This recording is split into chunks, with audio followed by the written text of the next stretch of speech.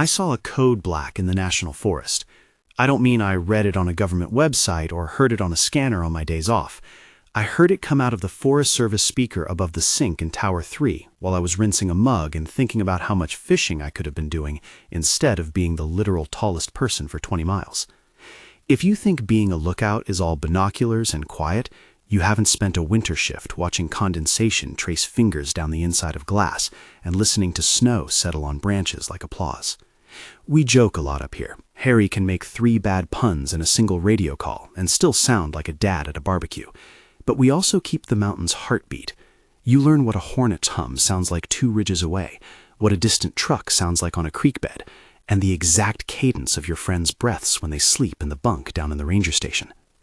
On that night, the forest felt ordinary enough to give me the kind of complacent attention I like, the good kind that lets your mind wander. It was a late fall shift, clear enough for 1,000 stars, and cold enough that the enamel on the sink felt like a flat sheet of winter. I had Pearl on the little peg by the door, my pistol, named because it had more scratches than a scratched record, and a bright little pearl of a bead on the grip that my sister had glued on when she thought it would be funny. The Osborne was mounted to its tripod by the window. Old-fashioned, mechanical, precise. For those who don't know, Osborne is just a fancy name we use for our sighting device, crosshairs and bearings, a way to triangulate something you can't quite make sense of with the naked eye. It does bearings and angles. It doesn't do miracles. You line it up, you take a reading, you call it in. Harry, Sandy 2 in our world map, was down in the bunkhouse with a cup of coffee he claimed was brewed by regret, and Gwenny, Sandy 5, was doing what Gwenny does best, 3 tasks at once, telling you why you should have eaten a sandwich earlier and not used it as a training bait for a chipmunk. We traded static and small insults over the radio, the kind of necessary human compression that keeps us from feeling like we're the only voices in the woods. Filth Jack chimed in at one point. Filth is the guy who carries a chip on both shoulders and an old can of chewing tobacco in a pocket he calls a memory pouch, with a comment about the last time a raccoon managed to outsmart him. If this reads like a postcard, it's because that's what we were. Ordinary, banal, and therefore the perfect container for whatever came next. We were 3 hours into the shift when the radio hiccuped. At first it was nothing but a spit of static, a pop like someone had struck a match inside the speaker. I hummed without meaning to, old ranger habit.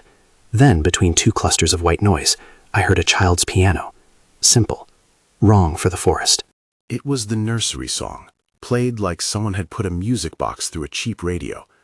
Mary had a little lamb, the tinny piano played, note by clumsy note.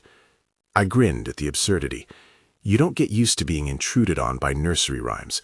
They belong to birthday parties and dentists, not to a forest that publishes its secrets in wind. Probably Filth Jack messing with planes comms, I said into the mic. Whoever's running traffic, knock it off. Not me, Filth Jack's voice crackled, edged like gravel. I'm practicing my one-man show for the bears. Harry laughed long enough to make it warm in the earpiece. If bears are attending, they expect snacks. Gwenny's laugh came like a flashlight sweep. Sandy 3, stop being sentimental about nursery rhymes. It's creepy. We fell back into pattern. I handed the Osborne a quick glance across the glass. No planes on the flight watch. Radar sweeps in the city were 12 miles and not an issue. On clear nights, we track commercial flights and the occasional private pilot, and we get a general broadcast about military exercises if something is scheduled. Tonight did not have scheduled anything. The melody happened again, clipped and slow. Mary had a little lamb. And then the radio slid into a sequence of numbers that didn't make sense at first. They were jumbled like a phone number dialed by someone with cold fingers. 777, Alpha, Omega, 6. A rhythm, a pattern. Whatever it meant, it didn't register in the way it should. I switched frequencies, then another, fingers turning the radio as if the simple act might dislodge the sound. Frequencies bled static, and static bled tiny shards of the tune. I sent out a check on our channel. Sandy 3 to all towers, this is Sandy 3. Anyone reading me? Over. Nothing but white for a full, awful minute. I want you to understand, when radios go dead up here, they usually go foul in patches. You'll get a call through the repeater room that isn't fully clobbered. You'll get a text from base, a faint carrier tone. Phones sometimes stagger like old horses but respond. Not that night. It wasn't a hiccup, it was a blackout that crawled. The radio in my hand grew cold. I keyed the backup, the handheld, and tried the fire frequency without protocol. Why the fire net? Because if something weird is in the sky, the guys who fight flame usually have priority to talk about it. Nothing. All the city repeateds answered silence. The cell towers went mute like someone had smothered them with a wet towel. The world outside the cabin was the only place that seemed to have oxygen left. "Copy that, Sandy 3. You're the first to hear it?" Gwenny's voice returned, slightly breathing too fast, like she had walked up the stairs 2 at a time. "First in the towers, anyway," I said. "What do you have over at 5? Anything?" "Not yet. I'll swing the blast. Hold on." There was the pause where I could hear paper rustle. A notebook, a flashlight, a measured breath. I imagined her framing the world in the same grid I had grown into. Osborne in front of the window like a cruciform, binoculars like praying beads around her neck.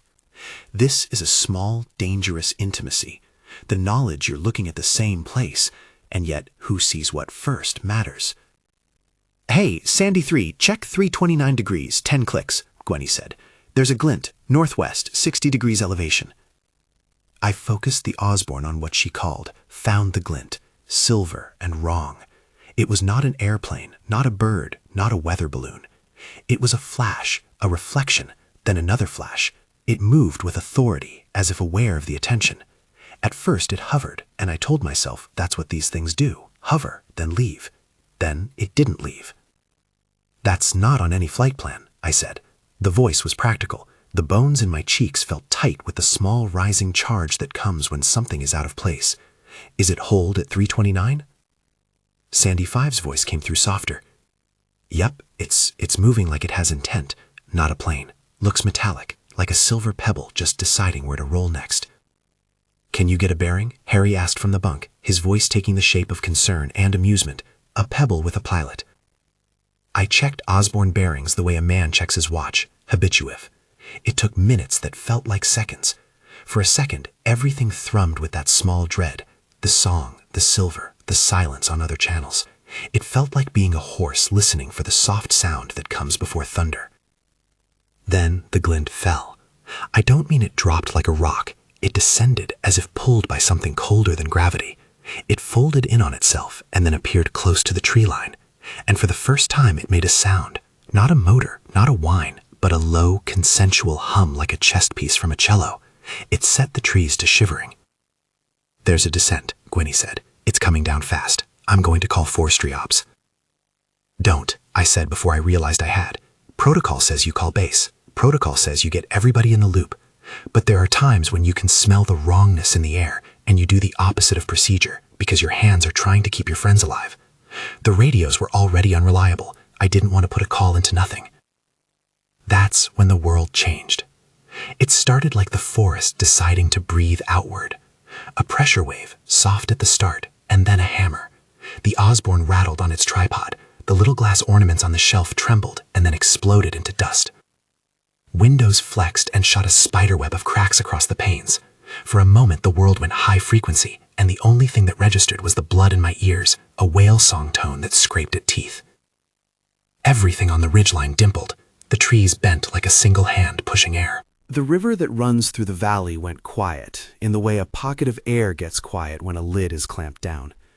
All stations, a machine voice said that wasn't the radio, and then was. It came from somewhere between the speakers and behind the wall, like it had always been sitting on the other side and we had just finally tuned in. It announced, with an authority that made even Harry cut off his joke in mid-sigh, "This is an authorized code black broadcast. All personnel and civilians within the perimeter are to remain in place. Do not attempt to approach or interfere with military officials or equipment. Movement outside of established shelter points is strictly prohibited. Violators may be subject to apprehension."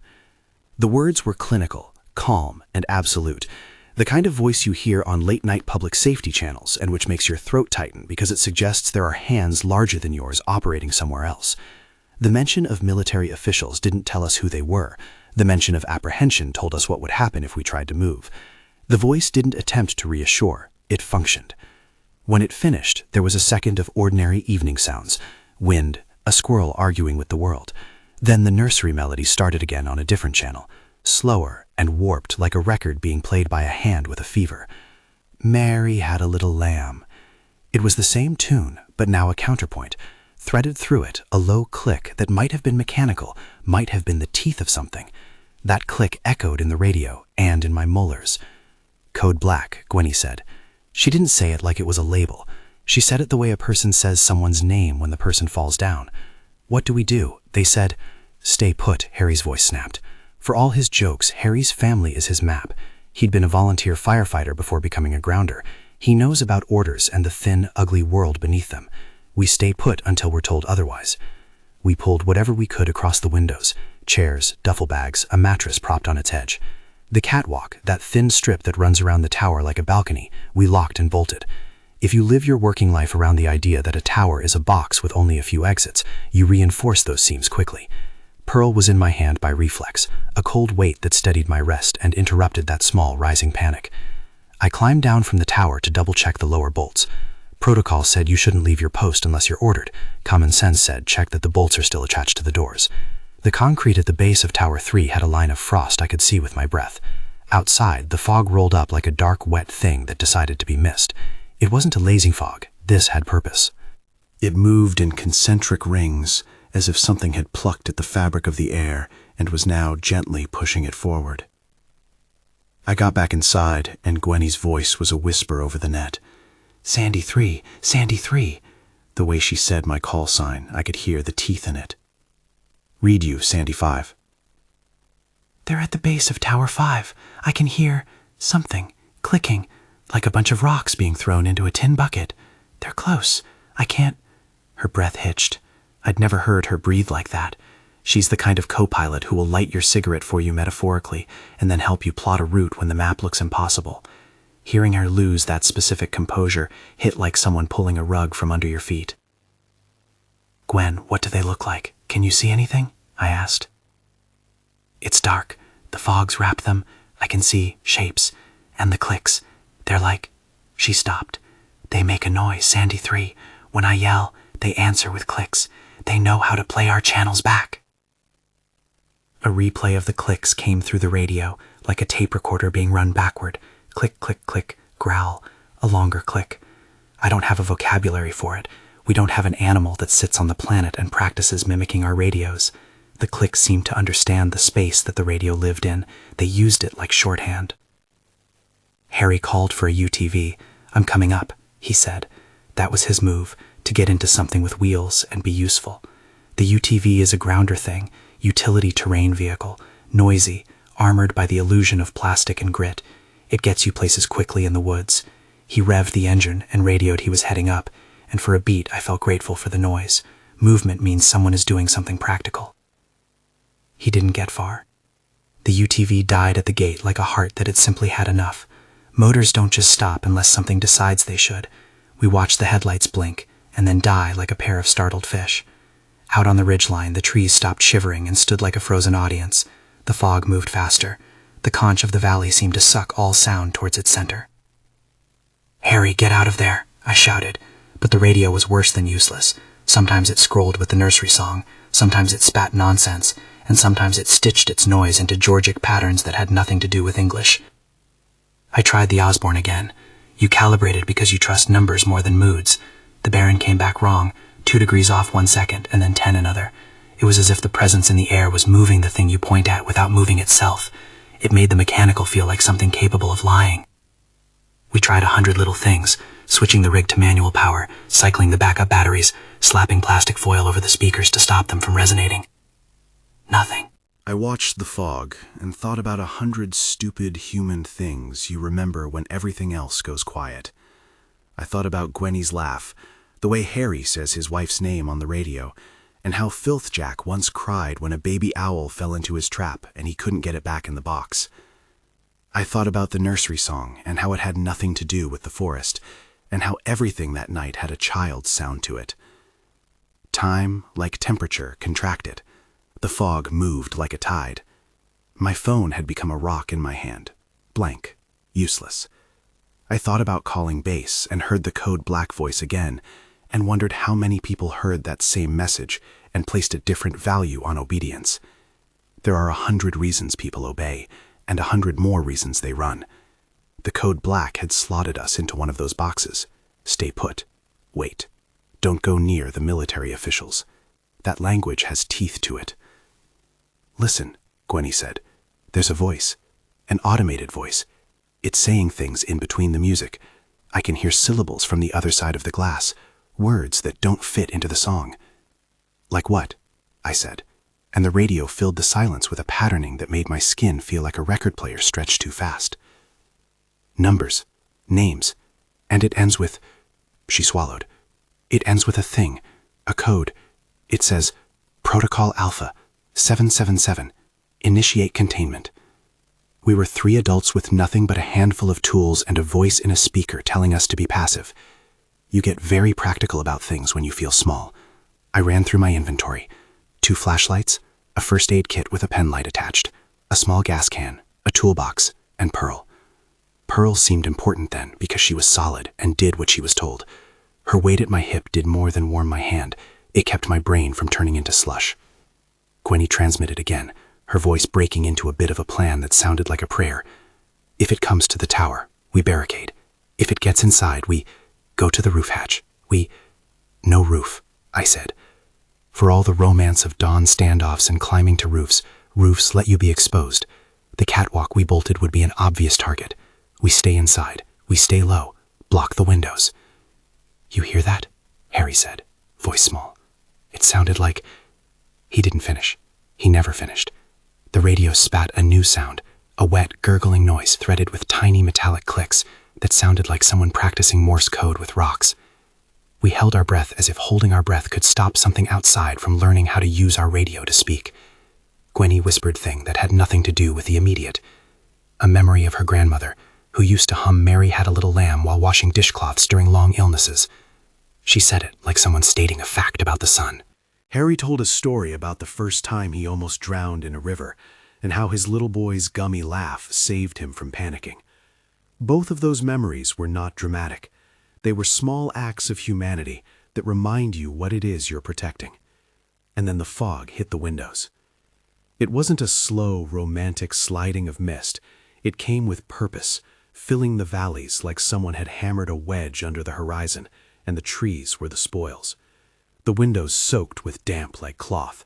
The glass shivered, and little beads of water formed and then rolled down the pane in tiny, precise lines, like an army of ants forming ranks. But the sound it made was wrong. Not rain, but a soft, sucking noise. The nursery song kept playing, slow and measured, and then in the middle of it the net went silent, as if someone had held a finger to the radio's lips. Gwenny's voice came through, a whisper that was part real and part filtered.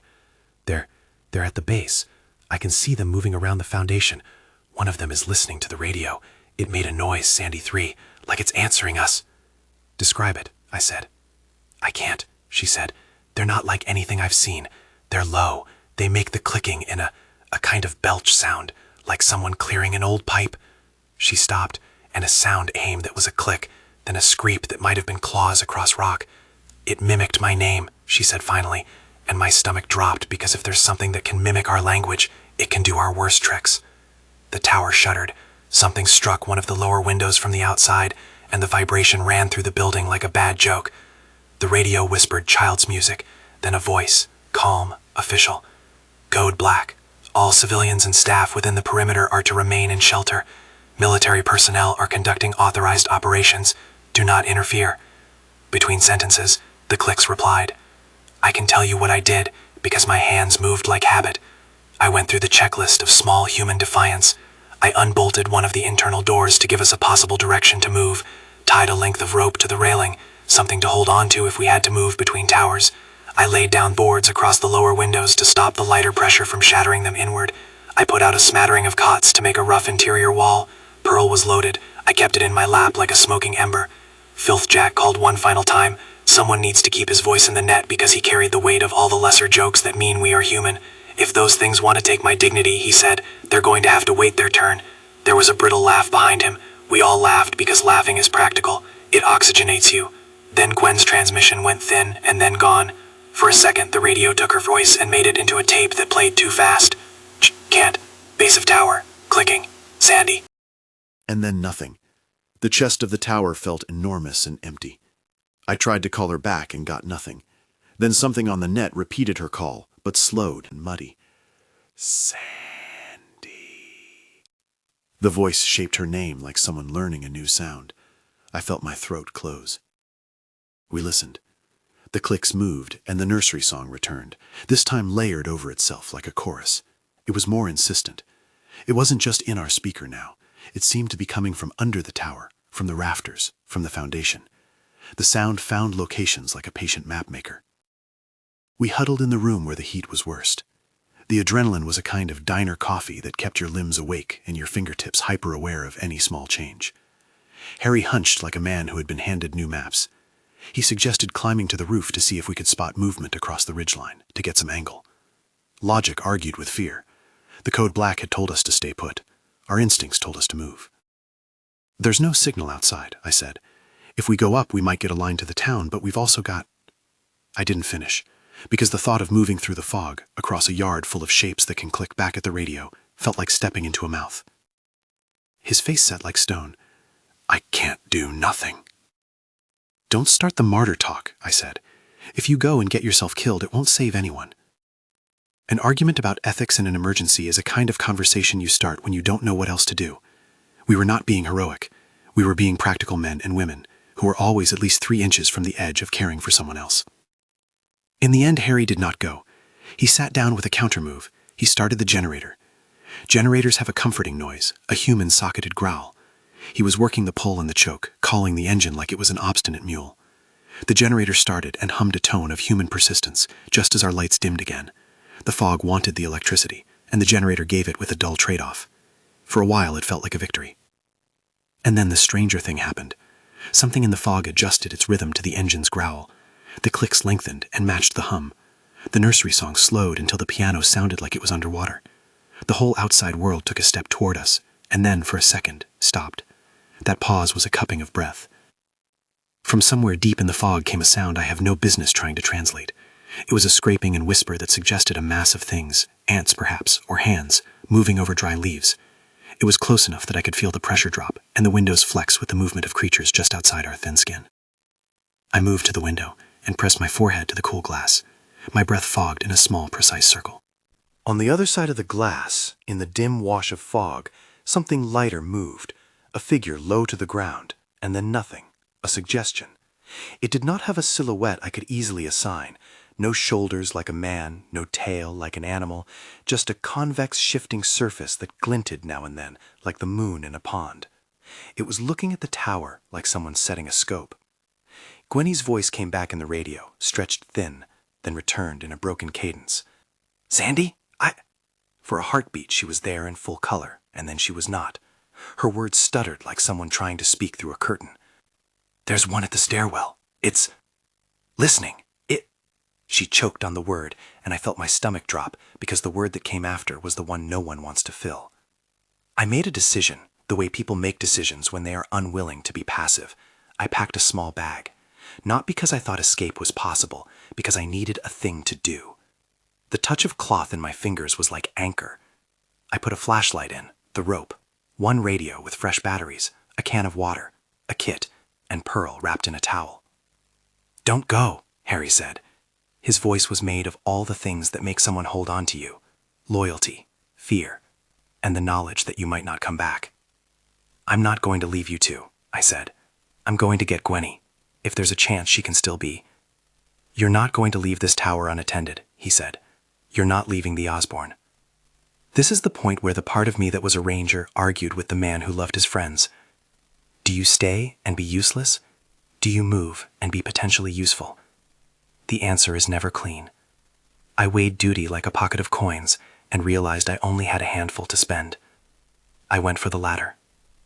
The catwalk was a thin trapeze that wrapped the tower like a metal belt. The outside was slick with the fog's breathing, and my gloves slipped twice.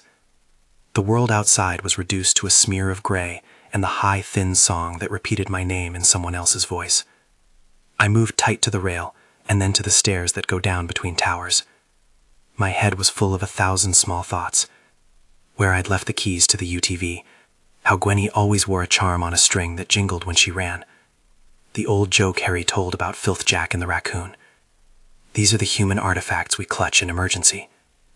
Halfway down the stairs I saw movement, a shadow that resolved just long enough to make me understand that what we were dealing with could approximate our silhouettes and then discard them.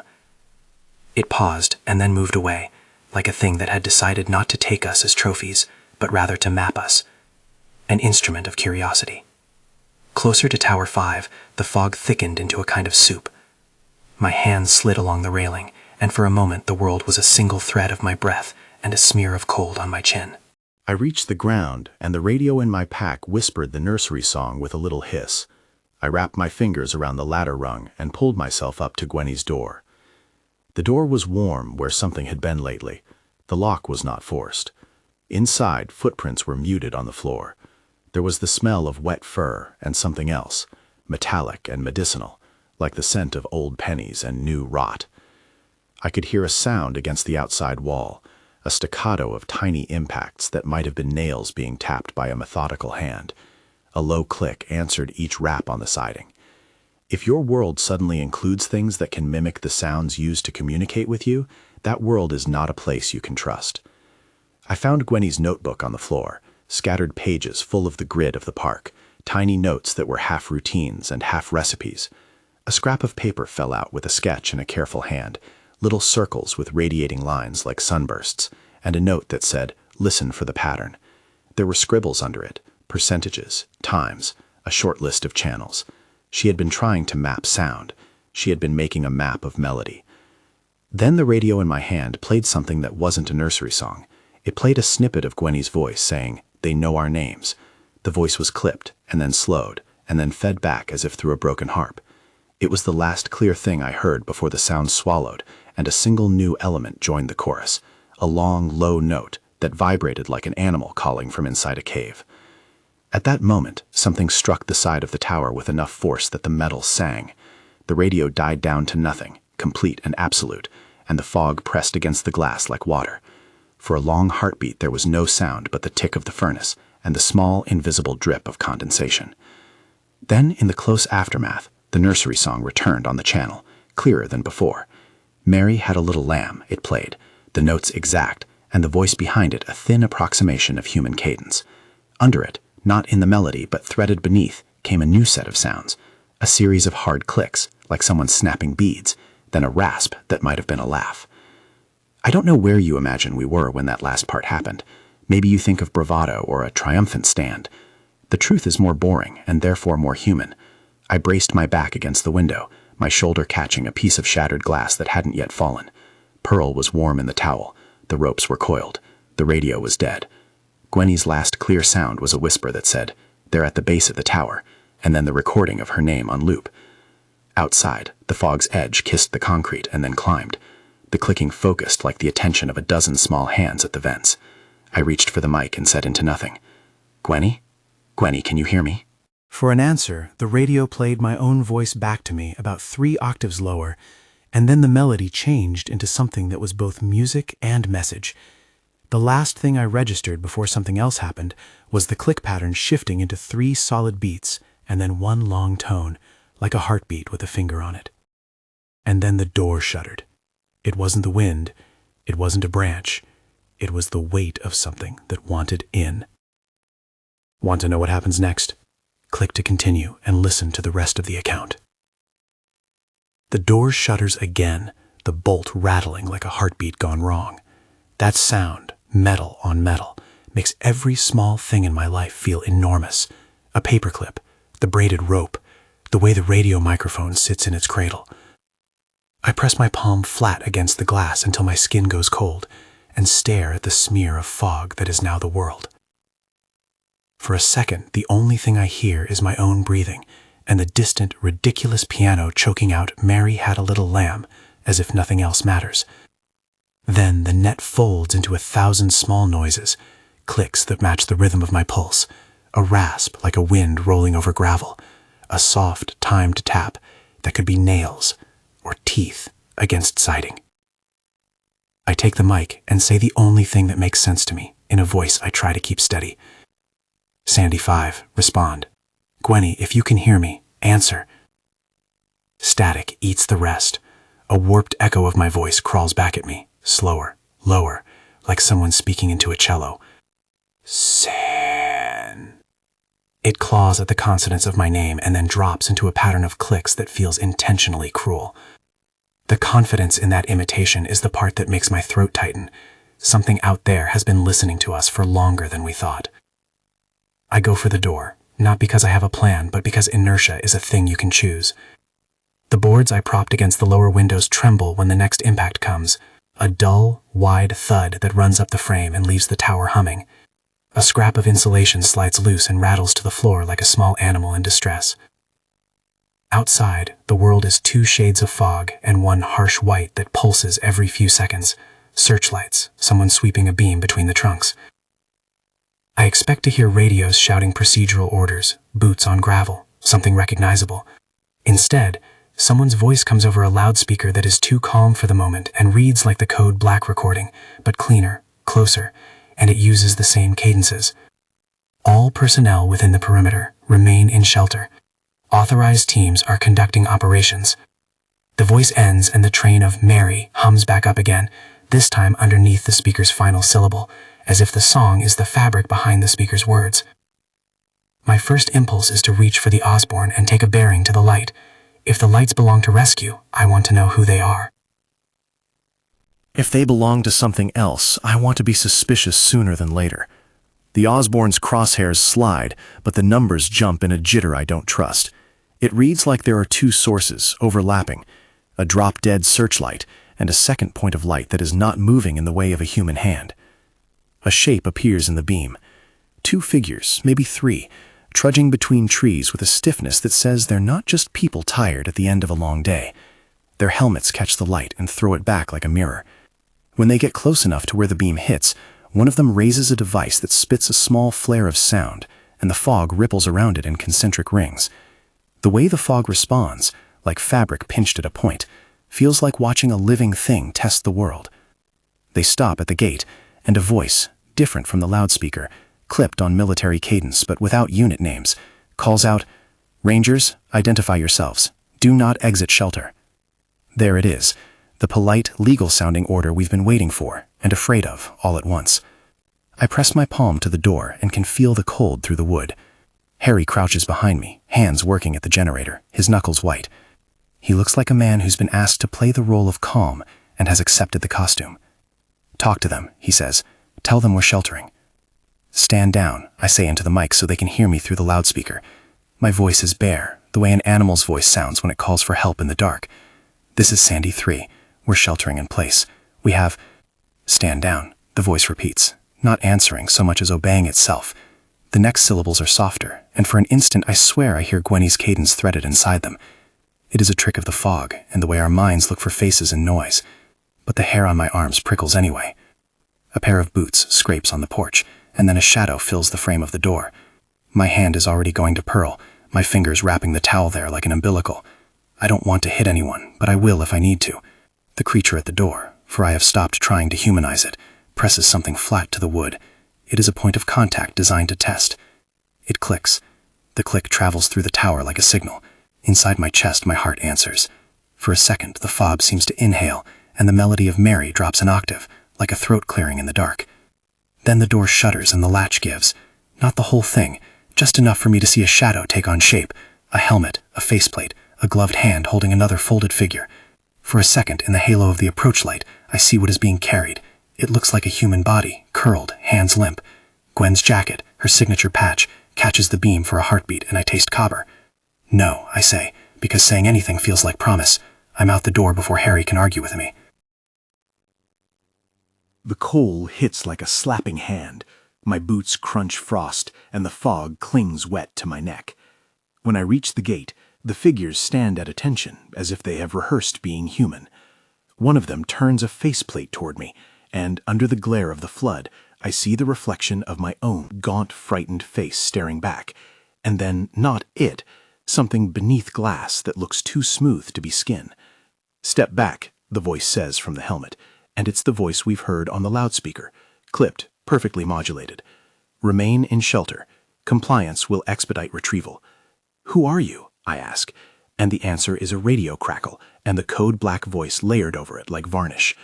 The figure offers me a hand, and something in the motion is almost human, so almost that it tricks my brain. I take the offered hand out of habit, recognition, and the stupid hope that someone is saving us. The glove is cold as something that hasn't been alive for a long time. It grips hard, and for a second my fingers feel unmoored. Then a pressure blooms behind my eyes, and the world slams sideways. When I come back around, I'm sitting on the concrete, with the fog pressing closer, and a whine at the back of my teeth that tastes like metal. The figures, are gone from where they stood. For a moment, I'm convinced this is a trick of exposure, that my head hits something, and the brain is painting over reality to make it explain.